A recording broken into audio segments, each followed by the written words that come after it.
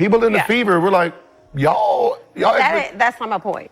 There's a lot of other going on that players are like, this ain't where I want to be. Over there. Yeah. Yeah.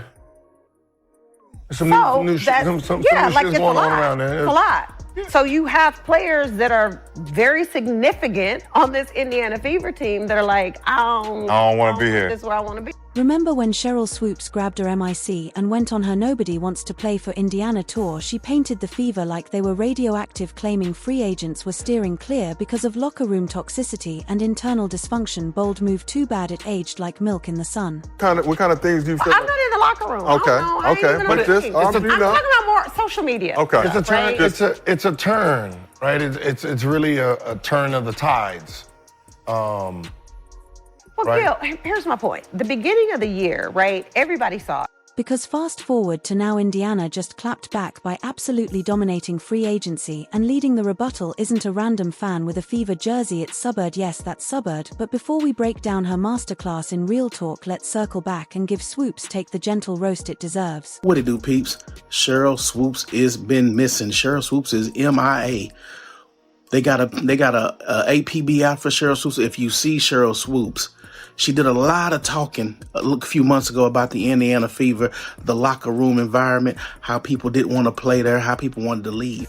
This wasn't some innocent hot take from a rookie podcaster. This was a Hall of Famer going full scorched earth on Indiana's reputation. Swoopes basically pulled the fire alarm and told everyone that Indiana was where talent went to disappear. She claimed the locker room was a dumpster fire that no real star would willingly walk into that franchise, and that Caitlin Clark was stepping into basketball purgatory. So that takes us to Indiana, which I think everyone agrees right now has gone from, a team that made the playoffs last year, lost in the first round. They were building all these young pieces, of course, Caitlin Clark, to now an immediate contender with all the moves that they've. Except turns out Indiana is now the place to be. Free agents aren't running, they're sprinting to be part of the Caitlin Clark experience. And guess who sees it for what it is? Sue Bird. And when Sue speaks, the whole league leans in. I think Natasha Howard certainly stands out.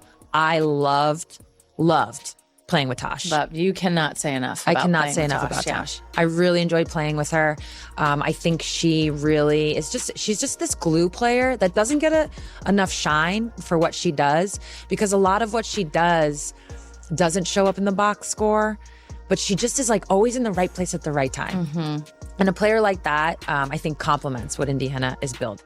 Because Sue Bird isn't in the business of handing out fluff, she's not clout chasing. This is a 4-time WNBA champ, 5-time Olympic gold medalist, and one of the sharpest minds women's basketball has ever known. Her opinions aren't takes, they're court orders. So Sue Bird is one of the greatest point guards of all time in the WNBA.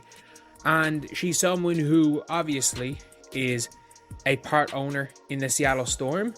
So hyping up another team is a bit of a conflict of interest, if we're being honest. Now let's be clear, Sue didn't jump on the Fever hype train with pom-poms. She did what any seasoned legend would do, told people to calm down with the title favorites chants. That's classic Sue, cool measured, reminding everyone that rings aren't won through Twitter threads or highlight reels of logo 3S. They obviously through trade added Sophie Cunningham, a player that, I would say a 3-and-D type player who has, been to the finals, so has that playoff experience. She's also just tough.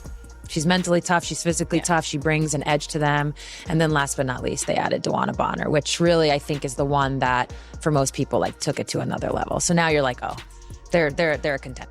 But if you actually listened to her, you'd realize she wasn't throwing shade, she was dropping warnings, because underneath the level-headed tone, the message was crystal clear. Indiana is cooking something special, not just the Caitlin Clark highlight show, though. Clark's out here making defenders look like traffic cones and dropping dimes like she's allergic to turnovers. Sue sees the blueprint. The biggest part of DB joining this team is that she's already played for Steph. So I think that's going to help bridge the gap, because as we go along, we're going to talk about Vegas and Seattle, Atlanta. It's really going to be which Stephanie team. White being the head coach of, right. Yeah. Sorry. Yeah. Thank you. Was the head coach of Connecticut, now the head coach of Indiana. Yeah. So it's really going to be the team that finds their chemistry. This season is short. I mean, they're adding games, but it's still pretty short season. Still short. And it's going to be the team that finds chemistry. So having Stephanie White there, having already coached DB, really does help. Aaliyah Boston anchoring the paint like it's her personal fortress. Kelsey Mitchell finally getting the shine she deserves after grinding through the lean years. Lexi Hull bringing the grit and glue that every contender needs, and now veterans are circling like it's 2016 free agency all over again. This is what Sheryl Swoopes didn't see coming. Clark didn't just shift the narrative, she rewrote the entire playbook. Kelsey Mitchell's balling, Caitlin continuing to impress, and she's going to break records nonstop for the next couple of years. Yeah. It's just going to be a constant record. This isn't the Indiana Fever team people used to forget existed. This is the team fans can't stop watching. Ticket sales blown through the roof, jerseys selling faster than Angel Reese can throw a tantrum. National broadcasts networks are practically brawling for the rights to air Fever games. Players around the league are suddenly interested in being part of this momentum because joining Clark means TV time, playoff buzz, and a shot at building something legendary. Sue Bird gets it, she's been that player, the one who attracts stars and sets the tone for a dynasty. She sees in Clark and this young Fever core the makings of another empire. This is how greatness starts, with a transcendent rookie, a solid foundation, and vets who want to ride the wave. There's something about the way she plays the game, her passing, her shooting, that people really identify with. So I really feel like we're poised and we're set up for a great, successful next era of Fever basketball.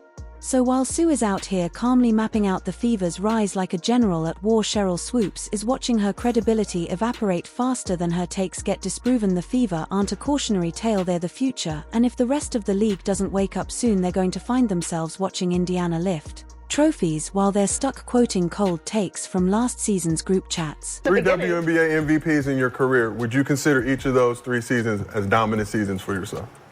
No. I can't, bro. Sheryl Swoopes is willing to lie about her own career before she even admits that Caitlin is dominant.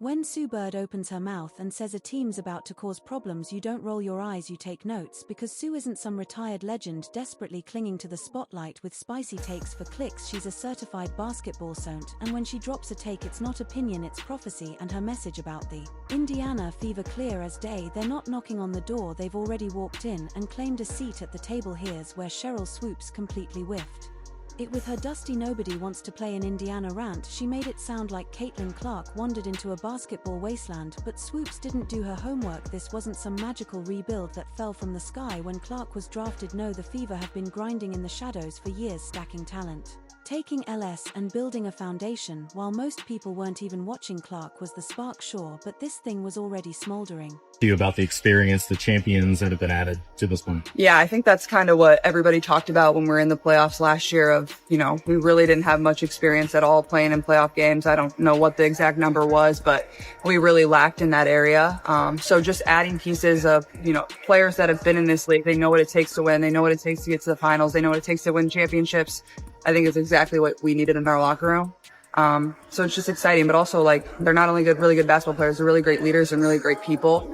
And I know the front office obviously really prioritized that and looking for the pieces that we wanted to add. So really thankful for that as well. That's what Subbird sees. She's not buying into the headline hype. She's looking under the hood. Indiana didn't just throw together a squad for Instagram engagement. They constructed a real team built for basketball success. They created an ecosystem where Clark can flourish without needing to drop 35 every night just to survive. This isn't one of those sad franchises begging one rookie to be a miracle. This is a well-oiled machine, and Clark is the turbo boost. Just look at the free agency signings. It tells the whole story. The Fever used to be the WNBA's version of a rest stop. Now they're a prime destination. Players aren't dodging Indiana like it's jury duty. They're marking it on their calendars. With stars suddenly playing for the Fever is a career move, not a consolation prize. Sydney Colson is joining the Indiana Fever. What does that mean? Indiana is just being so greedy right now. They took DB, they took Natasha, now they got Sydney Colson. Why would they take Sydney from us? Why, it's simple. National broadcasts, packed arenas, the Caitlin Clark gravitational pull, but more than that, it's the promise of winning. Players know that being on Clark's team means being seen. It means your jersey's on TV, your name's in headlines, and your highlight is getting clipped for social. Clark doesn't hog the spotlight, she widens it, and Sue Bird knows that blueprint like the back of her hand. She lived it in Seattle, first with Lauren Jackson, then later with Breanna Stewart and Jewel Lloyd, and now she sees that same recipe cooking in Indiana, only this one's heating up.